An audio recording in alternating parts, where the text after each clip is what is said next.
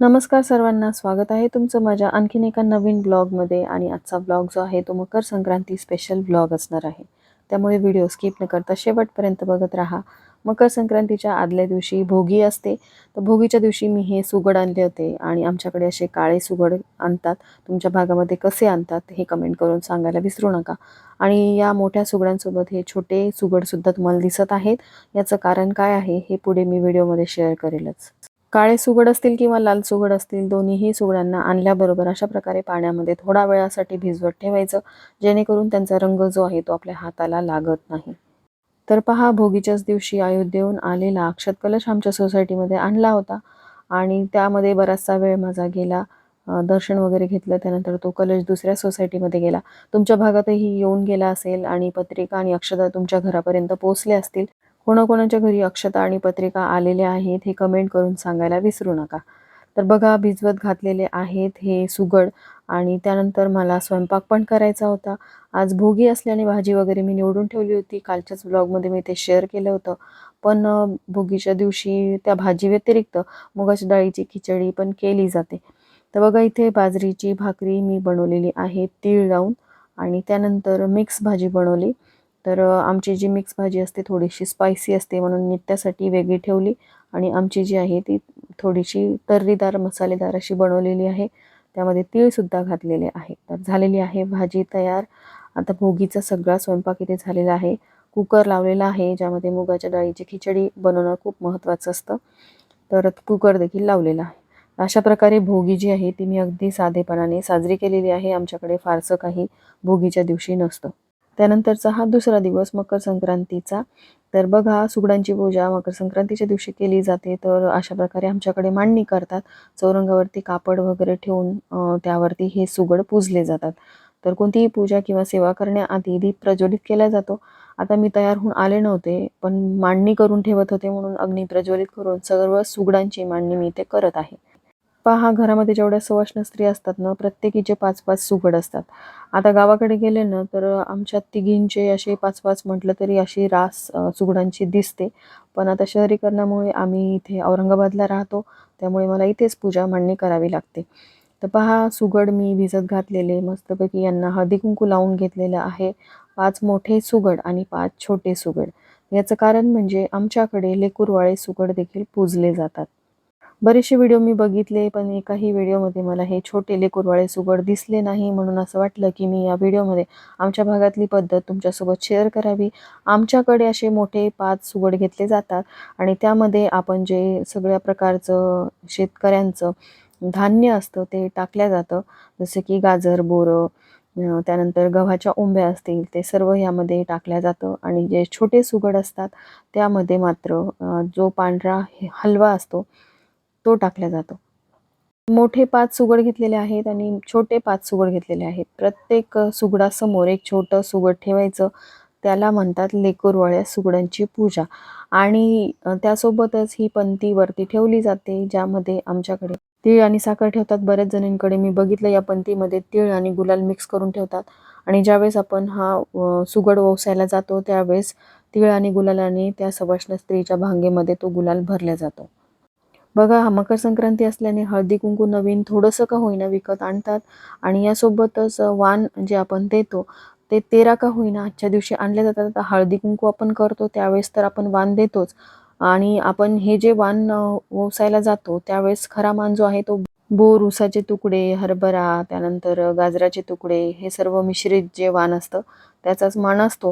पण या व्यतिरिक्त हे 13 वाण देखील आजच्या दिवशी आमच्याकडे आणलं जातं आणि हे देखील पूजेमध्ये ठेवलं जातं. आता प्रत्येकाची पद्धत ही वेगवेगळी असू शकते, म्हणून म्हटलं की आमच्याकडची पद्धत जी आहे ती तुमच्यासोबत डिटेलमध्ये शेअर करावी, जेणेकरून माझ्यासारख्या ज्या असतील, ज्या अशा प्रकारे पूजा करतात, त्या मला कमेंट करून नक्की सांगतील. तर झालेली आहे सुगड मांडणी. आता मी तयार व्हायला आले. तर माझ्या भावाच्या साखरपुड्याला जी मी साडी घेतली होती ती म्हणजे नारायणपेठ, तर हीच मी घालणार आहे. कालच्याच ब्लॉगमध्ये मी शेअर केलं की मला यावेळेस साडी खरेदी करणं शक्य नाही झालं आणि इतक्या अर्जंटली मला कोणी पिको फॉल देखील करून दिलं नसतं. तर त्यावरती शिवलेलं हे ब्लाऊज आहे आणि याला अशी लेस लावलेली आहे. तर आता मी पटकन तयार होऊन घेते. आता मकर संक्रांतीच्या दिवशी आज दिवसभर मुहूर्त होता, त्यामुळे माझं कामही थोडंसं निवांतपणे सुरू होतं. तर तयार वगैरे झाले आणि खाली आले आता इथून मला मंदिरात पण जायचं होतं. मी जसं तुमच्यासोबत माहिती शेअर केली होती की सुगड पूजा करत असताना 2 सुगड जे आहेत ते तुळशीजवळ, 2 सुगड जे आहेत ते आपल्या देवघरातल्या कुलदेवीसमोर, त्यानंतर 2 सुगड घेऊन तुम्हाला मंदिरामध्ये जायचं असतं. त्यातील एक सुगड जो आहे तो रखुमाईला दिला जातो आणि एक सुगड तिथे जी सवाष्ण स्त्री मिळेल तिला तो सुगड दिला जातो. अशा प्रकारे आमच्याकडे सुगड पूजन केलं जातं. आणि किंक्रांतीच्या दिवशी हे सुगड जे घरामध्ये असतात ते नजरेस पडू नये यासाठी ते झाकून ठेवले जातात. तर झालेले आहे माझं सुगड पूजन. नैवेद्य वगैरे दाखवला, आरती केली. आरतीमध्ये गणपती आपण स्थापन केलेला असतो, तर गणपतीचीच आरती केली जाते. त्यानंतर आता देवघरासमोर मी 2 सुगड घेतलेले आहेत आणि ते सुगड जे आहेत ते आपल्या कुलदेवीला आपल्याला ओवासायचे असतात.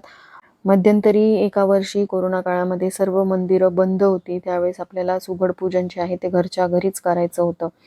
तर मग त्यावेळेस मी काय केलं होतं की सुगडांची पूजा मी घरीच केली होती आणि 2 देवघरात ठेवले होते, 2 तुळशीसमोर ठेवले होते. अशा प्रकारे मग कोरोना काळात मी ते सुगड पूजन केलं होतं. ते दिवस आठवले तरी अंगावरती काटा येतो.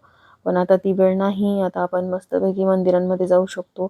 या निमित्तानेच आपण घराबाहेर पडतो आणि सवाष्ण स्त्रियांशी भेट होते, नवीन ओळखी होतात आणि खूप छान वाटतं, उत्साही वाटतं. मकर संक्रांत हा तर आपल्या सर्व सवाष्ण स्त्रियांचा आवडता सण आहे. या निमित्ताने का होईना हळदी कुंकासाठी आपण एकमेकींच्या घरी जातो, थोडा वेळ गप्पा मारतो, तेवढाच विरंगुळा होतो. एरवी आपण कितीही एकमेकींना घरी बोलवलं तरी आजकालच्या धावपळीच्या युगामध्ये कोणी कोणाकडे जात नाही.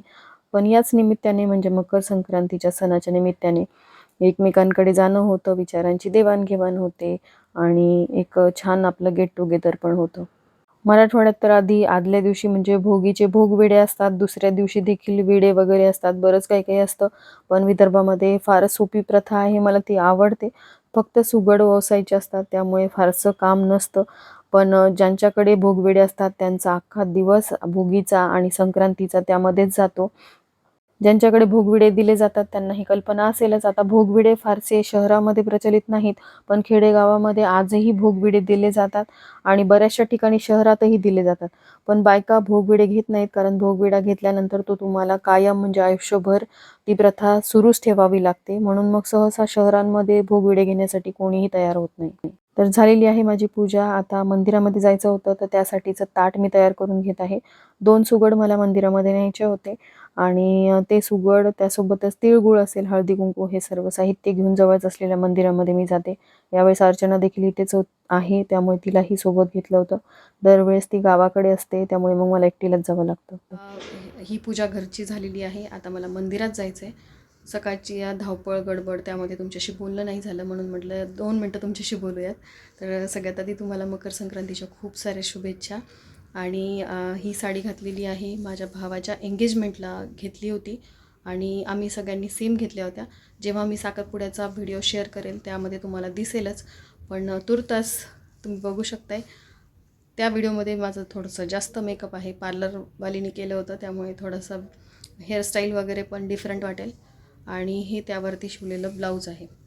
याला अशी लेस लावली होती. सध्या ही लेस खूप ट्रेंडमध्ये आहे आणि साडीचा जो लूक असतो तो सगळा ब्लाऊजवरती डिपेंड असतो. जेवढं छान तुम्ही ब्लाऊज शिवाल तेवढी साडी खूप सुंदर दिसते. तर असो मैत्रिणींनो, आता मला मंदिरात जायचं आहे. मंदिरात गेल्यानंतर काही सवाष्ण स्त्रिया मला तिथे भेटतीलच, काही माझ्यासारख्याही असतात उशिरा येणाऱ्या. आज दिवसभर मुहूर्त होता त्यामुळे फारशी घाई नव्हती, म्हणून निवांत सगळी कामं आवरली आणि आता माझी पूजा वगैरे झाली. आता मंदिरात जाते आणि आमचा आज उपवास असतो मकर संक्रांतीचा.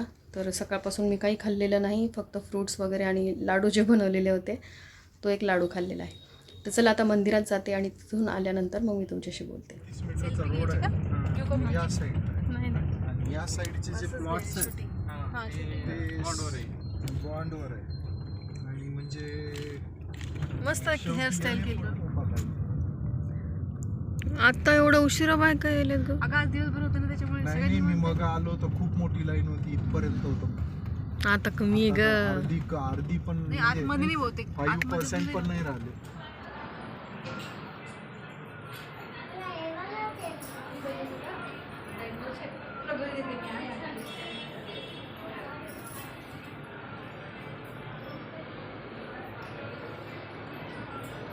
मी ते इथे पकडते का असं पकड असं.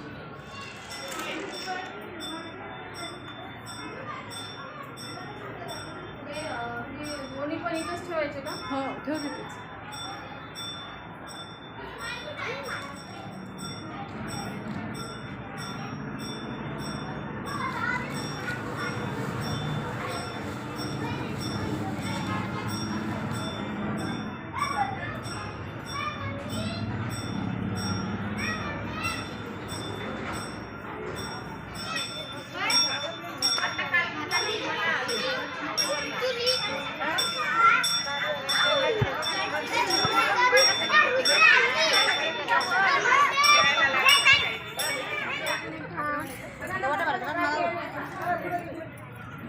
अच्छा म्हणून तो मारच घेऊन बोला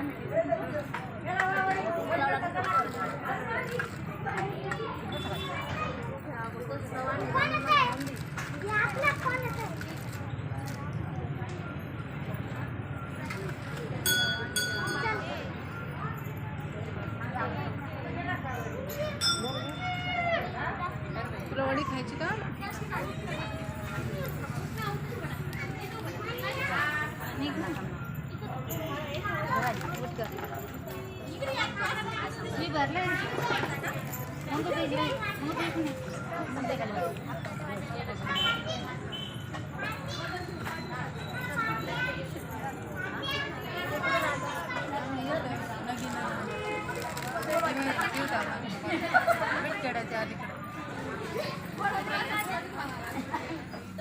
तर बघा मंदिरातून घरी आले. स्वयंपाक मी आधीच बनवून घेतला होता, पण यांना घरी यायला थोडा वेळ लागला. मग त्यांची वाट बघत बसले होते.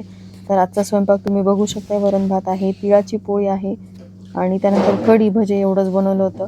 कालच मसाल्याची ती मिक्स भोगीची भाजी होती, त्यामुळे आज काही भाजी बनवली नाही. आणि भाजी केली तरी ती वेस्ट जाते. मग मुलं भजे पापड असंच जेवण करतात. पापड तर सगळे संपलेले आहेत, पण जेवढं होतं तेवढं मी घेतलं. आणि उशीर झाला की जेवणही फारसं जात नाही. तर चला, आजचा हा छोटासा ब्लॉग मी तुमच्यासोबत शेअर केला. कसा वाटला आजचा व्हिडिओ आणि आमच्याकडची सुगडाची पद्धत कमेंट करून सांगायला विसरू नका. भेटूयात अशाच एका नवीन व्हिडिओसोबत. तोपर्यंत सर्वांना बाय आणि श्री स्वामी समर्थ. खाऊन तर